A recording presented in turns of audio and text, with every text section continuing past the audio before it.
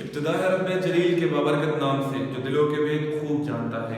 Tutorial point में मैं उमर फारूक आपको वेलकम करता हूं। आज ट्यूटोरियल पॉइंट की कुछ वीडियोस की सीरीज में आज हम डिस्कस करेंगे फार्माकोलॉजी। उसको फार्माकोलॉजी की डिफिनीशन को डिस्कस करेंगे कि व्हाट इज फार्माकोलॉजी।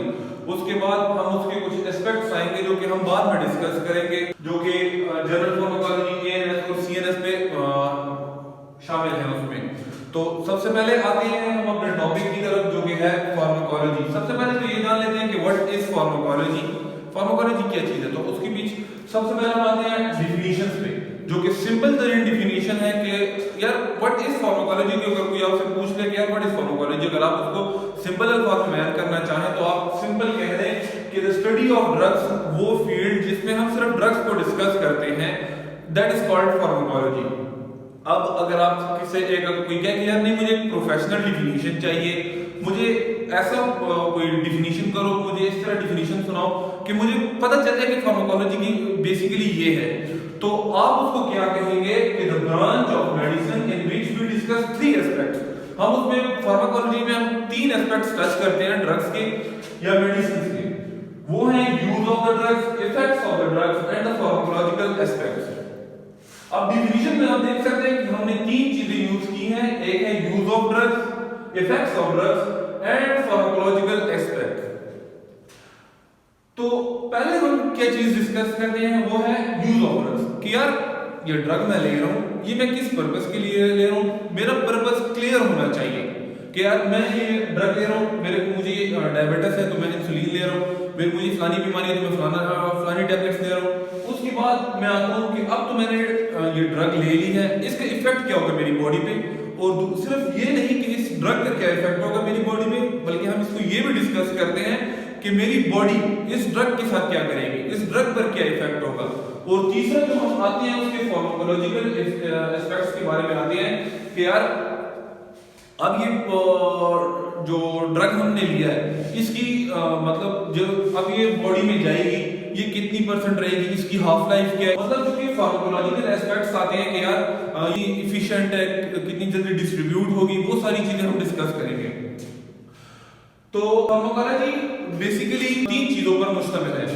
उसमें है सबसे पहले general pharmacology, ANS autonomic nervous system and CNS central nervous system. तो आज का जो मेनली हमारा टॉपिक है वो जनरल फार्माकोलॉजी का है, और जनरल फार्माकोलॉजी को हम थोड़ा सा डिफाइन करते हैं क्योंकि आप जो आने वाली वीडियोस हैं हम उसमें भी जनरल फार्माकोलॉजी को डिस्कस करेंगे। आज का जो टॉपिक है वो हमारा है रूट ऑफ एडमिनिस्ट्रेशन पर, एब्जॉर्प्शन पर और बायोअवेलेबिलिटी पर। तो जनरली इसको डिफाइन करते हैं हम कि what is general pharmacology. General pharmacology हमारे पास दो एस्पेक्ट्स पर बेस है, एक है फार्माकोकाइनेटिक और दूसरा है फार्माकोडायनामिक। अब ये है कि what the body does with the drug, यानी आपने तो ड्रग ले लिया, अब बॉडी क्या कर रहा है उस ड्रग के साथ। तो उसमें हमारे पास पहले आता है routes of administration, absorption, bioavailability, clearance आता है, और दूसरा आता है कि यार अब मैंने ड्रग तो ले लिया लेकिन इस ड्रग का मेरी बॉडी पे क्या असर होगा। तो वो हम किस चीज में डिस्कस करते हैं, फार्माकोडायनामिक्स में। और फार्माकोडायनामिक्स मुश्तमिल किस चीज पे है, दो चीजों पे है, जिसमें हम दो चीजें डिस्कस करते हैं कि यार मैकेनिज्म ऑफ एक्शन, ये ड्रग तो ये कौन से मैकेनिज्म पे काम करेगा, इसके रिसेप्टर्स क्या होंगे। दूसरा उसमें हम डिस्कस करते हैं कि जो ड्रग मैंने लिया इसके एडीआरस क्या होंगे, एडवर्स रिएक्शंस क्या होंगे, इसके साइड इफेक्ट्स क्या होंगे। अच्छा, तो अगर हम इस डिफिनीशन में देखें तो इधर हमने दो वर्ड यूज किए हुए, एक है मेडिसिन, दूसरा है ड्रग्स। अगर हम जनरल पर्पस में देखें तो ड्रग्स हम उस चीज के लिए जो यूज करते हैं जिसे आमतौर पे उर्दू में नशा कहते हैं। तो अगर आपसे कोई कहे कि यार मेडिसिन क्या चीज है और ड्रग्स क्या चीज है, तो आम देखा जाए तो there is no difference between them. लेकिन अगर हम प्रोफेशनल फील्ड में जाके और प्रोफेशनली डिफाइन करें तो दोनों में बहुत ज्यादा डिफरेंस है। ड्रग्स हम हर उस चीज को कहेंगे जो कि आपके बॉडी के कंट्रोल को आपसे ले जाए, यानी आपका अपनी बॉडी पर कोई कंट्रोल ना रहे। जिस तरह आप देख सकते हैं अगर आप अल्कोहल पीते हैं, जिस तरह आप स्मोकिंग करते हैं, जो वीड्स वगैरह हो गए, तो वो आपकी बॉडी का कंट्रोल आपसे ले लेता है। जबकि मेडिसिन जो है वो आपके बॉडी को रिस्टोर करता है, जो कि आपको नॉर्मल कंडीशन है आपकी बॉडी का, वो आपको रिस्टोर करके देता है मेडिसिन। दूसरा मेन डिफरेंस ये है कि जो ड्रग्स हैं वो आपको टेम्परेरी रिलीफ देंगे, देखा जाता है तो जो आमतौर लोग ज्यादा ड्रग्स लेते हैं वो क्यों लेते हैं? क्योंकि उनको एक नर्वस इंस्टेबिलिटी होती है, वो लोग एक स्टेबल पोजीशन में जाना चाहते हैं कि यार उन्हें एक सुकून चाहिए होता है, तो वो एक टेम्परेरी बेसिस पे होता है जिसको ड्रग्स अचीव की वजह से अचीव करते हैं। जबकि मेडिसिन जो है वो आपको ऑलमोस्ट पूरा इफेक्ट देता है, आपको एक टोटल रिलीफ देता है। तो ये जो ड्रग होता है ये हमारे पास एक क्रूड फॉर्म में होता है, इसकी कोई खास साइज, शेप, डोज, फ्रीक्वेंसी नहीं होती, बस ये लोग लेते हैं। जबकि मेडिसिन जो है उसकी आपको एक प्रॉपर डोज प्रिस्क्राइब होगी, एक प्रॉपर फ्रीक्वेंसी होगी, जिसको डोजेज फॉर्म कहते हैं। लेक्चर को कंटिन्यू करते हैं, जो कि हमारा टॉपिक आज के लिए है routes of administration. Routes of administration का मतलब ये है कि आपके पास एक ड्रग है, आप पेशेंट को किस फॉर्म में देना चाहेंगे, किस तरह देंगे। मतलब हमारे पास कोई 3-4 रूट्स हैं जिसकी वजह से हम एक पेशेंट को ड्रग एडमिनिस्टर करते हैं। तो शुरू करते हैं। जो हमारे पास पहले जो एक डिवीजन है रूट्स ऑफ एडमिनिस्ट्रेशन की, 3 है, वो है, एक है इंटरल, दूसरा है पेरेंटल और तीसरा है टॉपिकल। तो आहिस्ता आहिस्ता हम इन चीजों को डिस्कस करते रहेंगे। इंटरल किसे कहते हैं? सबसे पहले हर वो रूट इंटरल है जिसमें आपका जिसमें आपकी ओरल कैविटी यूज होती है। मतलब हर वो प्रिस्क्रिप्शन जो आप लेते हैं और वो आप मुंह के जरिए लेते हैं, तो वो होता है हमारे पास इंटरल में आता है। अब इंटरल में हमारे पास 3 चीजें हैं, एक है इंटेरिक कोडिंग, एक है सबलिंगुअल, एक है एक्सटेंडेड रिलीज। सबसे पहले हम डिस्कस करेंगे ओरल को कि भाई व्हाट इज ओरल। हम ओरल क्यों देते हैं? एक प्रिस्क्रिप्शन को, एक ड्रग को, एक मेडिसिन को हम ओरल क्यों लेते हैं? तो ये डिपेंड करता है कि आप डिपेंड्स कि आप कौन सा रूट चूज करते हैं। तो वो डिपेंड करता है कि ड्रग की फिजियोकेमिकल प्रॉपर्टीज पे डिपेंड करता है। दूसरा कन्वीनियंस, पेशेंट कन्वीनियंस पे डिपेंड करता है। तीसरा इकोनॉमिकल करता है, यानी अगर ड्रग मेरे पास कोई कम पैसों में सॉलिड फॉर्म में आ रही है जो कि ओरल रूट के लिए इस्तेमाल हो सकती है, और मैं उस पर ज्यादा पैसे लगा के उसको आईवी में कन्वर्ट करूं, तो ये ठीक नहीं है ना। तो डिपेंड करता है कि आप एक ड्रग किस फॉर्म में देंगे, वो कुछ प्रॉपर्टीज पे डिपेंड करता है, फिजियोकेमिकल प्रॉपर्टीज पे। दूसरा उसकी इकोनॉमिकल जो एस्पेक्ट है उसको देखा जाता है। तीसरा उसकी कुछ जो फार्माकोलॉजिकल एस्पेक्ट्स हैं, बायोअवेलेबिलिटी, एब्जॉर्प्शन वगैरह को। तो ओरल रूट को जब हम देखते हैं, जब ओरल रूट को हम डिस्कस करते हैं कि भाई हम क्यों ओरल देते हैं, तो उसकी कुछ एडवांटेजेस ये हैं कि भाई ये सेल्फ एडमिनिस्टर्ड है। इसके लिए कोई प्रोफेशनल बंदा नहीं चाहिए होता कि यार कोई खामखा एक नर्स आएगा और आपको वो देगा, हर कोई ले सकता है। दूसरा ये है कि low risk of systemic infection है। जब आपका ड्रग, आपकी मेडिसिन, आपका डोजेज फॉर्म जो है वो आपके ब्लड जाता है, अगर आप किसी और रूट्स में दे सकते हैं तो एक खदशा होता है कि कोई बैक्टीरिया उसमें चला जा सकता है जहां पे वो इन्फेक्शन कॉज कर सकता है। लेकिन ओरल में low risk of systemic infection होते हैं हमारे पास। तीसरी ये है कि टॉक्सिसिटी, ओरल रूट में टॉक्सिसिटी बहुत कम होती है। वजह क्या है? वजह ये है कि जब आप ओरल रूट से एक मेडिसिन को लेते हैं तो उसके पहले तो वो स्टमक में जाएगी, उसकी मेटाबॉलिज्म होगी, उसकी फर्स्ट पास इफेक्ट होता है कहते हैं उसे, उसके बाद मेटाबॉलिज्म होगी, उसके बाद कहीं वो जाके एब्जॉर्ब होगी। तो जो मतलब अगर आपने 10 मिलीग्राम की एक टैबलेट ली है तो उसमें से हार्डली आपका कोई 60 to 70% ही आपके ब्लड में जाएगा, तो टॉक्सिसिटी का रिस्क कम हो जाता है। चौथा नंबर पे ये आता है, लेट सपोज आपने ओवर डोज ले ली है, किसी ने इंटेंशनली अनइंटेंशनली ओवर डोज हो गया है और वो आपको एडीआर दे रहा है, तो ओरल रूट का एंटीडोट होता है। मतलब अगर आपने एक टैबलेट ले ली है ज्यादातर, तो एंटीडोट में हम चारकोल दे देते हैं, एक्टिवेटेड चारकोल कहते हैं, जो कि एक हाईली ह्यूमिडिटी मतलब खींचते हैं अपने अंदर, तो वो हम दे देते हैं और वो उस तरह वो ड्रग की जो कंसंट्रेशन होती है वो कम कर देता है। और जाहिर है हर चीज की डिसएडवांटेजेस भी होती है। तो इसी तरह ओरल में हमारे पास डिसएडवांटेजेस ये हैं कि कम्प्लेक्स पाथवे है। कम्प्लेक्स इस तरह है कि आप पहले इसको लेंगे, ये जाएगा, फिर पहले स्टमक, इसोफेगस, स्टमक और स्टमक की जो हार्श कंडीशंस आ जाती हैं, पीएच होता है, लो पीएच होता है, एंजाइमेटिक रिएक्शंस होती हैं, तो ये एक कम्प्लेक्स पाथवे है, फर्स्ट पास इफेक्ट होता है इसमें। जो दूसरी डिसएडवांटेज है ये है कि वो स्टमक का जो हार्श कंडीशन होती है, लो पीएच और हाईली एंजाइमेटिक होता है। तीसरा जो है इसका डिसएडवांटेज ये है कि इसकी लो बायोअवेलेबिलिटी होती है। तो बायोअवेलेबिलिटी तो हम उसको डिटेल में दोबारा डिस्कस करेंगे आने वाले लेक्चर में, लेकिन आपको अब तक के लिए बता दूं कि बायोअवेलेबिलिटी किसे कहते हैं। सिंपल अल्फाज में the fraction of the unchanged drug present in the systemic circulation is called bioavailability, यानी जो आप ड्रग ले रहे हो उसकी अनचेंज फॉर्म जो ब्लड में प्रेजेंट है उसको बायोअवेलेबिलिटी कहते हैं। तो ओरल रूट से जब आप ड्रग लेते हैं तो उसकी बायोअवेलेबिलिटी कम होती है। चले अब आती है ओरल में हमारे पास तीन तरह की टैबलेट्स होती हैं। एक होती है एंटेरिक कोटिंग, दूसरी होती है सबलिंगुअल और तीसरी होती है एक्सटेंडेड रिलीज। अपने टॉपिक की तरफ आती है कि what is enteric coating. Enteric coating basically ये होता है कि हमारे पास जो हम टैबलेट प्रिपरेशन लेते हैं उसकी एक्सिपिएंट्स में जो है हम एक ऐसी कुछ इस्तेमाल करते हैं कि जो स्टमक होता है उसमें आप जानते हैं कि पेप्सिन होता है एंजाइम जो लो पीएच पे काम करता है, लो पीएच होती है, हमारे पास एसिडिक एनवायरनमेंट है, तो जो टैबलेट्स हैं वो हमारे पास खराब हो जाती है, अपनी थेरेप्यूटिक इफेक्ट नहीं दे पाती। तो उसके लिए हम क्या करते हैं कि एंटेरिक कोटिंग दे देते हैं जो कि आपके स्टमक को बाईपास कर देते हैं, यानी वो आपके स्टमक में डिसॉल्व नहीं होगा, वो जाके basic environment of the intestine में डिसॉल्व हो जाएगा।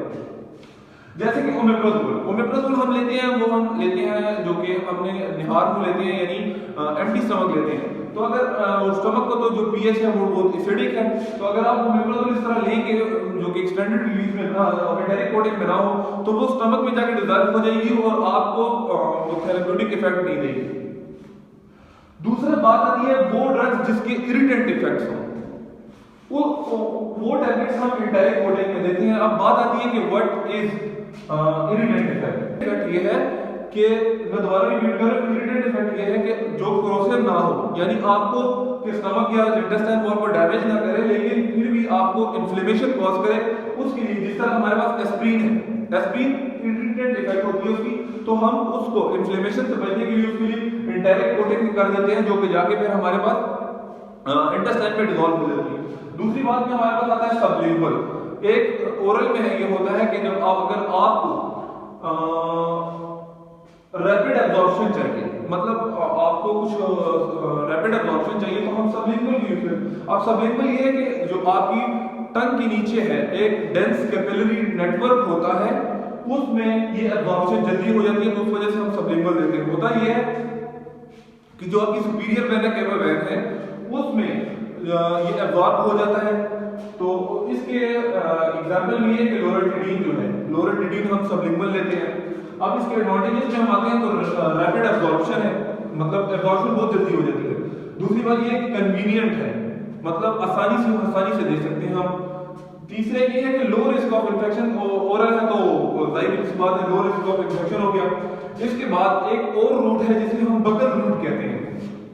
बकल रूट ये होता है जो कि आपकी चीक्स और ग्रंथ हैं उसके दरमियान आप टैबलेट या जो डोजेज फॉर्म होती है वो रखते हैं, तो उसे बकल रूट कहते हैं। बकल रूट में हमारे पास लॉलीपॉप्स हो गए, लोजेंजेस हो गए, इफर्वेसेंट टैबलेट्स हो गए, तो वो सारे हमारे पास बकल रूट्स में आते हैं। तो तीसरा टॉपिक जो हमारा यहाँ पे रह गया है वो है एक्सटेंडेड रिलीज। अब एक्सटेंडेड रिलीज क्या चीज है? एक्सटेंडेड रिलीज ये कि वो जो एक्सिपिएंट्स हमने डाले होते हैं वो डिसाइड करता है कि ये जो पर्टिकुलर टैबलेट है ये कितनी देर में रिलीज होगा, मतलब ये कितनी देर में एब्जॉर्ब होगा, चेंज होगा, तो उसे हम कहते हैं एक्सटेंडेड रिलीज। अब एक्सटेंडेड रिलीज के एडवांटेजेस ये हैं हमारे पास कि एक तो है longer duration of action. Longer duration of action का मतलब ये है कि अगर एक टैबलेट आपके पास अगर if it is not extended release, तो अगर वो 4 घंटे काम करता है, अगर आप उसको एक्सटेंडेड रिलीज के फॉर्म में देंगे, मतलब उसकी कुछ लेयर्स बना देते हैं। पहली लेयर हमारे पास डायरेक्ट एब्जॉर्ब हो जाती है, जो दूसरी तीसरी लेयर्स होती हैं वो आहिस्ता आहिस्ता होती हैं, तो वो एक एक्सटेंड हो जाती है, उसकी जो थेरेप्यूटिक इफेक्ट है वो एक्सटेंड हो जाता है। आपका ड्यूरेशन ऑफ एक्शन ज्यादा हो जाता है तो आपको ज्यादा देर तक के लिए रिलीफ मिल जाएगा। आपको एग्जांपल बताता हूं। उसके बाद हमारे पास आता है पेशेंट कंप्लायंस। ज्यादातर देखो तो जो पेशेंट्स होते हैं हमारे, मतलब वो यार टैबलेट्स लेने में थोड़ी हिचकिचाहट महसूस करते हैं, टैबलेट्स हर जगह उनको नहीं ले सकते। अगर वो एक्सटेंडेड रिलीज की टैबलेट्स लेंगे पेशेंट जो होते हैं, तो अगर लेट्स सपोज मुझे जिस तरह के एग्जांपल में आएगा आगे आपको, यहाँ पे मॉर्फिन की हम एग्जांपल लेते हैं, ये बाद में हम डिस्कस करते हैं पेशेंट कंप्लायंस। अब तीसरी जो हमारे पास आ जाती है एडवांटेज है एक्सटेंडेड रिलीज का, वो है longer duration of therapeutic effect. इस चीज को हम बाद में डिस्कस करते हैं, पहले आते हैं प्लाज्मा कंसंट्रेशन। प्लाज्मा कंसंट्रेशन का मतलब ये होता है कि प्लाज्मा में जो आपका ब्लड है उसके प्लाज्मा यानी ब्लड दो चीजों से बना है, एक वाटर कंटेंट है और एक प्लाज्मा है। तो जो प्लाज्मा है उस प्लाज्मा में आपके पास कितनी कंसंट्रेशन पड़ी हुई है ड्रग की, उसे प्लाज्मा कंसंट्रेशन कहते हैं। अब प्लाज्मा कंसंट्रेशन को आप मालूम कैसे करेंगे? प्लाज्मा कंसंट्रेशन को ऐसे मालूम करते हैं कि जो इसका बेसिकली हम एक रेशियो लेते हैं आईवी के साथ, क्योंकि आईवी जब ड्रग एडमिनिस्टर करते हैं तो उसकी बायोअवेलेबिलिटी इंक्रीज होती है, वो डायरेक्टली जो आपके सिस्टमिक सर्कुलेशन में चला जाता है। तो उसके साथ हम कंपेयर करते हैं, जिस रूट से आपने ड्रग दिया हो उसको हम आईवी से कंपेयर करते हैं और उससे एक रेशियो हमारे पास आती है। उस रेशियो को हम ग्राफ पे ड्रॉ करते हैं और जो ग्राफ हमारे पास बनता है उसे हम प्लाज्मा कंसंट्रेशन कर्व्स कहते हैं।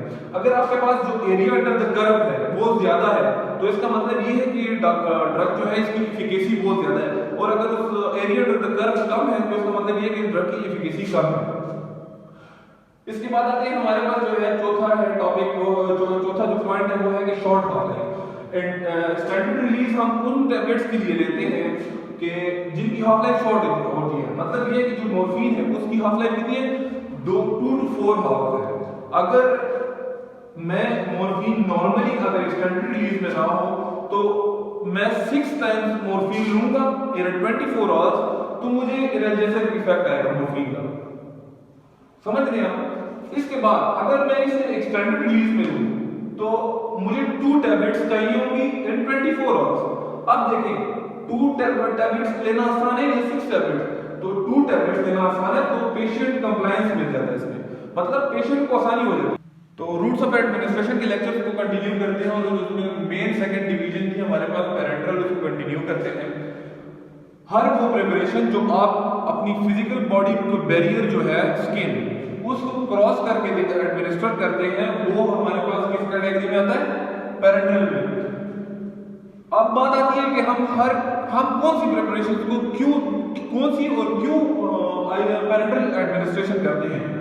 तो अगर एक ड्रग है उसकी एब्जॉर्प्शन लो है, मतलब आपने ड्रग दी और ओरल रूट से आपने दी और उसकी एब्जॉर्प्शन कम है, आपको पास यानी एक जो आपके पास थेरेप्यूटिक इफेक्ट आता है वो एक खास डोज की वजह से आता है। अगर आप वो आप अचीव नहीं कर सकते तो आपके पास जो आपकी जो ड्रग लेना है, जो ड्रग थेरेपी है वो बिल्कुल फजूल है, वो किसी काम की नहीं है अगर आपके पास प्रॉपर एब्जॉर्प्शन नहीं होती। तो अगर एक ड्रग की एब्जॉर्प्शन कम है एक रूट से तो हम उसे डायरेक्टली सिस्टमिक सर्कुलेशन में उतार देते हैं, जिसकी वजह से उसकी जिसमें एब्जॉर्प्शन की जरूरत ही नहीं है, क्योंकि हमें ड्रग को स्टमक से एब्जॉर्ब करना है सिस्टमिक सर्कुलेशन में। हमारा मेन गोल क्या है? सिस्टमिक सर्कुलेशन में उस ड्रग को उतारना है। तो अगर हम डायरेक्टली एडमिनिस्टर कर दें तो हमारी एब्जॉर्बिलिटी जो हो जाती है वो इंक्रीज हो जाती है। सेकेंड जो पॉइंट ये है कि जो हमारे पास जीआईटी का जो स्टमक है उसकी हार्श कंडीशन यानी हाईली एंजाइमेटिक है, हाईली एसिडिक एनवायरनमेंट से बचने के लिए हम पैरेंटल रूट्स का सहारा लेते हैं। तीसरी चीज अनस्टेबल टू जीआईटी, मतलब जो कि इरिटेंट इफेक्ट कॉज करती है, जिस तरह हमने ओरल रूट्स की बात की थी डायरेक्ट कोडिंग में, तो या हमें डायरेक्ट कोडिंग करते हैं या फिर हम उसे आईवी इन्फ्यूजन देते हैं, जिस तरह एस्पिरिन हो गया, इंसुलिन हो गया। तब हम पैरेंटल एडमिनिस्ट्रेशन करते हैं जब हमें रैपिड एक्शन चाहिए होता है। मतलब अगर आप एक ओरल एडमिनिस्ट्रेशन कर रहे हैं तो उसकी जो इफेक्ट है वो आपको कुछ देर बाद मिलेगा, क्योंकि एब्जॉर्प्शन जब तक नहीं होगी तब तक डिस्ट्रीब्यूशन नहीं होगी, जब तक डिस्ट्रीब्यूशन नहीं होगी तो आपको इफेक्ट नहीं मिलेगा। तो अगर आपको रैपिड एक्शन चाहिए सिस्टमिक सर्कुलेशन के जरिए तो आप पैरेंटल रूट लेते हैं। पांचवा जो मेन पॉइंट है ये है कि अगर एक पेशेंट अनकॉन्शियस है, वो टैबलेट इनगल्फ नहीं कर सकता, तो आप क्या करेंगे? तो आप जो करेंगे तो उसे पैरेंटल रूट्स के जरिए आप उसे टैबलेट्स देंगे और उसके जो ड्रग्स है वो देंगे। अब बात आती है पैरेंटल रूट्स की एडवांटेजेस एंड डिसएडवांटेजेस की। सबसे पहले जो एडवांटेज है हमारे पास पैरेंटल रूट का वो है हाईएस्ट बायोअवेलेबिलिटी। हमारे पास जितने भी रूट्स अवेलेबल हैं ड्रग एडमिनिस्ट्रेशन की, उसमें सबसे ज्यादा बायोअवेलेबिलिटी पैरेंटल रूट्स की होती है, क्योंकि आप डायरेक्टली उसको ब्लड में जो सिस्टमिक सर्कुलेशन में इंट्रोड्यूस करवा देते हैं, तो उसमें जो हमारे पास है सारा का सारा जो ड्रग है वो अनचेंज फॉर्म होता है, जिसे इवेंचुअली हम बायोअवेलेबिलिटी कहते हैं। दूसरा मेन पॉइंट ये है जो कि फर्स्ट पास इफेक्ट है ओरल रूट्स में आता है हमारे पास, उसको ये अवॉइड कर देता है, मतलब आपकी बायोअवेलेबिलिटी को और एनहांस कर देता है। तीसरा जो आता है हमारे पास ये है कि मतलब आपने 10 मिलीग्राम की डोज ले ली तो ओरल में वो मेटाबोलाइज हो जाती है, उसके फर्स्ट पास इफेक्ट उस पर आ जाता है, तो उसकी जो कंसंट्रेशन है वो कम हो जाती है, तो आपका जो टोटल कंट्रोल है ड्रग पे वो मिनिमम हो जाता है, यानी हाफ हो जाता है। मतलब अगर आपने 10 मिलीग्राम दिया है तो 5 मिलीग्राम आपको वो थेरेप्यूटिक इफेक्ट देगा। लेकिन पेरेंटल रूट्स में ये होता है कि जितना ड्रग आपने मतलब 10 मिलीग्राम दिया है तो वो 10 मिलीग्राम ही आप उसको कंट्रोल करेंगे और वो आपको थेरेप्यूटिक इफेक्ट देगा। चौथा हमारे पास ये है कि जो इरिटेशन कॉज करती है हमारे पास ड्रग्स में, ये बेसिकली ये जो है डाइल्यूशन, ये हमारे पास ज्यादातर आईवी के साथ आईवी के पास होता है, क्योंकि अगर एक ड्रग है हमारे पास और वो हमारे पास इरिटेशन कॉज करता है तो हम उसे आईवी दे देते हैं, आईवी के रूट के जरिए दे देते हैं। क्यों देते हैं? क्योंकि जो हमारे पास ब्लड है, ब्लड में एक्वियस कंटेंट ज्यादा है, जब हम उसे ब्लड के जरिए देंगे डायरेक्टली तो वो डाइल्यूट हो जाता है और उसका जो इरिटेशन इफेक्ट है वो मिनिमाइज हो जाता है। आते हैं उसके डिसएडवांटेजेस की तरफ। पेरेंटल रूट्स के डिसएडवांटेजेस ये है कि इरिवर्सिबल है, आपने आईवी इन्फ्यूजन दी थी तो वो रिवर्सिबल है, आप इसको कोई एंटीडोट नहीं दे सकते। दूसरा जो मेन डिसएडवांटेज है पेरेंटल रूट का ये है कि लोकल टिश्यू डैमेज होता है। अगर एक अनप्रोफेशनल बंदा है और वो आपको पेरेंटल रूट यानी इंजेक्शन वगैरह लगा रहा है तो आपके टिश्यू डैमेज हो सकते हैं।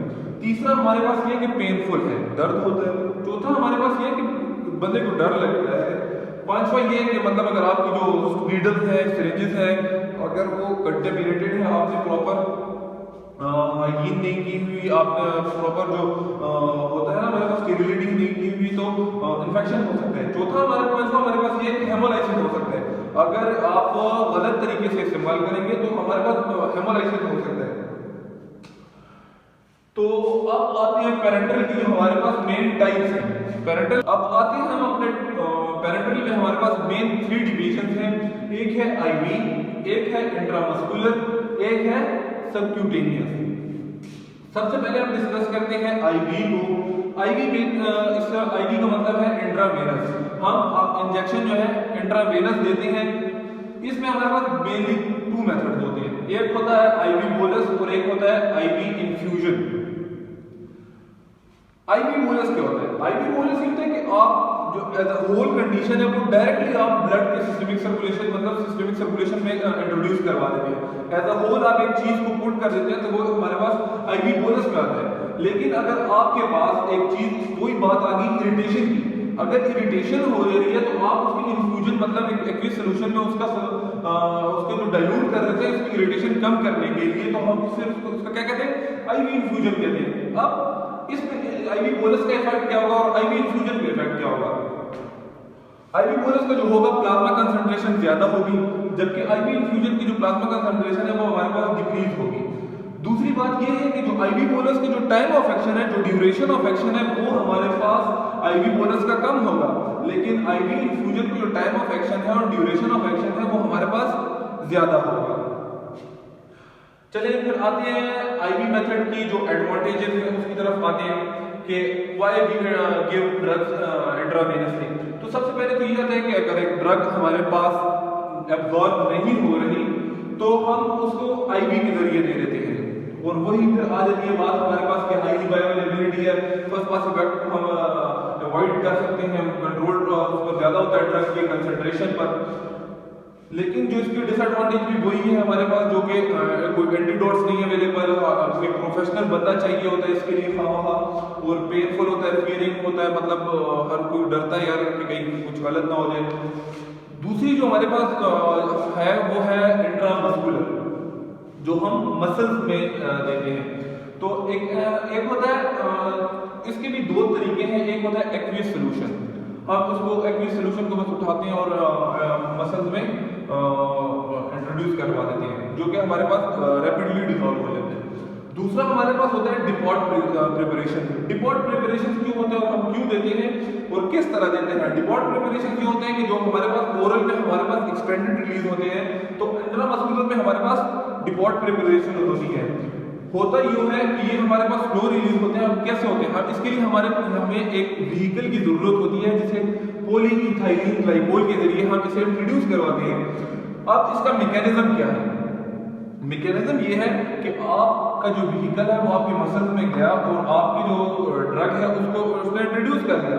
अब आपने अपना व्हीकल को बाहर निकालना है और जो आपका ड्रग है वो वहां में प्रिसिपिटेट हो जाता है और आहिस्ता आहिस्ता अपना इफेक्ट शो करता है। तो इस तरह हमें एक एक्सटेंडेड रिलीज और लॉन्ग टाइम ड्यूरेशन एक्शन मिल जाता है। इसकी एग्जांपल हमारे पास हेलोप्यूरिडोल जो कि न्यूरोलेप्टिक ड्रग है। दूसरा हमारे पास ये जो मेट्रोप्रिस्टोन है कंट्रासेप्टिव यूज होता है इसका, ये हम आईवी एडमिनिस्ट्रेशन करते हैं। दूसरी जो हमें बात याद रखनी चाहिए कि आईवी जो है, आईवी इंजेक्शन पर लगाने के लिए हमें 45 डिग्रीज की जरूरत है। हम 45 डिग्रीज पे इंजेक्शन, यानी हमें स्किन के और इंजेक्शन के दरमियान 45 डिग्रीज चाहिए, जबकि आपको इंट्रामस्कुलर लगाने के लिए 90 डिग्रीज पे आपको इंजेक्शन लगाना है और सबक्यूटेनियस में आपको 15 डिग्रीज पर इंजेक्शन लगाना है। आते हैं अपने तीसरे टॉपिक की, तीसरे जो पार्ट है पैरेंटल में, उसमें है कि सबक्यूटेनियस। जो आपकी सबक्यूटेनियस मतलब जो स्किन से नीचे वाली लेयर है सबक्यूटेनियस, उसमें आप इंट्रोड्यूस करते हैं तो उसे हम जो जनरली जो है आईवी से स्लोअर होगी, ठीक है। दूसरा सस्टेन इफेक्ट के लिए हम यूज करते हैं इसे, जो कि हमें एक प्रोलॉन्ग इफेक्ट दे, तो तब हम सबक्यूटेनियस रूट को यूज करते हैं। एडवांटेज मेन ये है कि लो रिस्क ऑफ हेमोरेज, मतलब हेमोरेज इतनी आसानी से नहीं होता। जो मेन डिसएडवांटेजेस है वो ये है कि एक तो ये आता है हमारे पास कि सीवियर पेन होता है सबक्यूटेनियस में। दूसरा ये है निक्रोसिस का खतरा हो जाता है हमारे पास। तीसरा जो मेन इफेक्ट है कि अब देखिए मैंने सबक्यूटेनियस एक ड्रग एडमिनिस्टर कर दी है, तो क्या वो लोकल इफेक्ट कॉज नहीं करेगा? क्या वो सबक्यूटेनियस टिश्यू में हमारे पास कोई एक्शन शो कर दे? तो फिर तो उसके लिए हम यूज करते हैं कि लो मिनिमम अमाउंट ऑफ इपिनेफ्रिन दे देते हैं, ताकि वो हमें जो मतलब जो इफेक्ट है लोकल इफेक्ट वो शो ना करे। होता यूं है कि जो इपिनेफ्रिन है वो हमारे पास वैसोकंस्ट्रिक्टर होता है और वो वेसल्स को कंस्ट्रिक्ट कर देता है, जिसकी वजह से वो ड्रग अपना लोकल इफेक्ट नहीं शो करता और सिस्टमिक सर्कुलेशन में चला जाता है। इसकी एग्जांपल हमारे पास है लिडोकेन और इटोनोजेस्ट्रल जो है इंसुलिन के लिए यूज करते हैं।